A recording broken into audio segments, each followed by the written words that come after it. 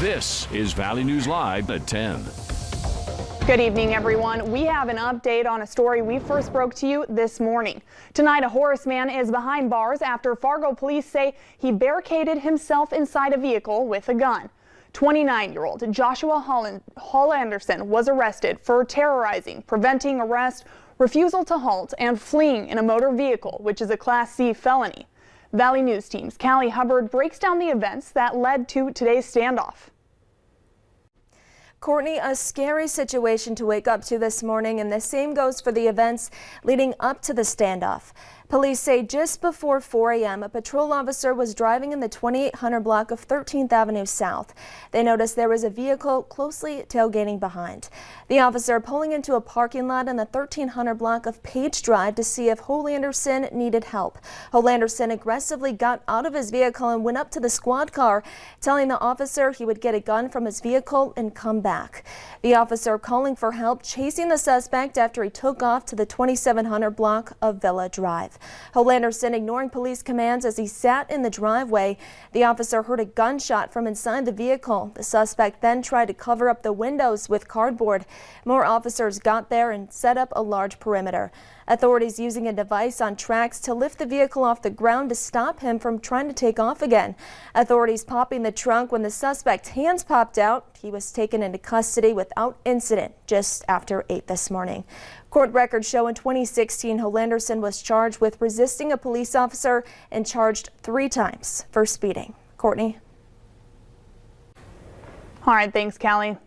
Also breaking tonight, police are naming 2 persons of interest believed to be involved in several check forgeries in the name of the Cass County Jail.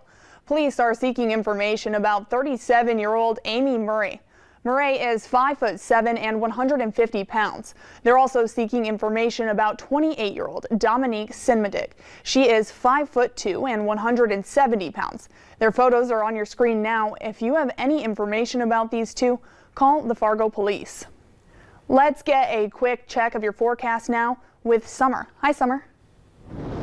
Hey, Courtney. Some of us started off our day on the snowy side, including here in the Fargo-Moorhead Metro, and it snowed for almost most of the day, beginning to clear up in the evening, and now we are just seeing some overcast skies, but that will be short-lived. We have some clearing conditions on the way right now across much of eastern North Dakota, and we do have a cold front moving through as well that's sparking off a little bit of light snow throughout portions of the north central valley, so we might see a few more flakes here in Fargo. Just a couple of reports that have come in, one not listed here, Fergus Falls 3.5 inches. I measured 2 inches earlier in the KVLY parking lot. Another report from South Fargo, 1.7, 1.5 inches in North Moorhead, and around 1 inch in the Thief River Falls that a viewer sent in. If you have any reports, be sure to send them my way. But coming up, we'll be talking about cold air that's on the way. All right, thank you so much, Summer. We'll check back in a little later on in the newscast. Joe Biden's presidency is still in its infancy, but there are signs of change in Washington, D.C. For starters, gone are the barricades and the large police presence that we saw in the days leading up to the inauguration. Those who cover the happenings in Washington say they are noticing some early differences between then and now. You know, when President Trump, every day when he was in office, during his 4 years in office, we had to essentially have our phones by our side or our computers on practically 24 hours a day because of all the tweets the president would put out. That's not something that I expect will be the case with President Biden. That was White House correspondent for Gray TV, John Decker. Valley News Team's Mike Morgan spoke extensively with him, and you can watch the entire interview by going to our website at valleynewslive.com or the VNL News app. Congressman Kelly Armstrong wrote a letter to congressional leadership calling for an investigation after National Guard troops securing the U.S. Capitol were ordered out of the building to rest in an active parking garage.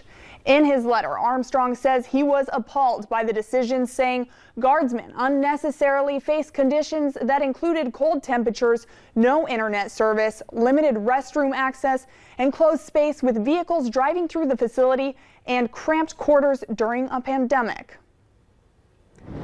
A Fargo healthcare worker says she felt lost in the shuffle after spending her day scrambling to get her second dose of the COVID-19 vaccine.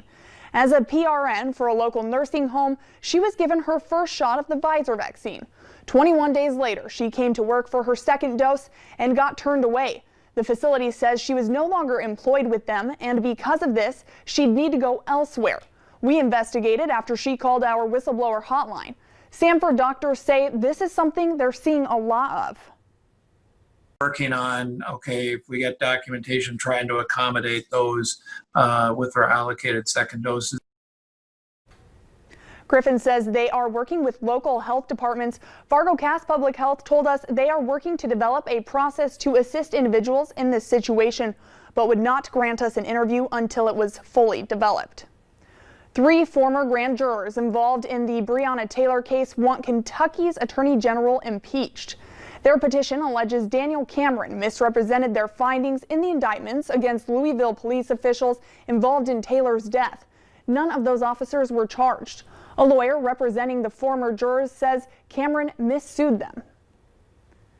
Later on Valley News Live at 10, there's a lot of leftover alcohol after airlines couldn't serve during the pandemic, and they want to give it to you.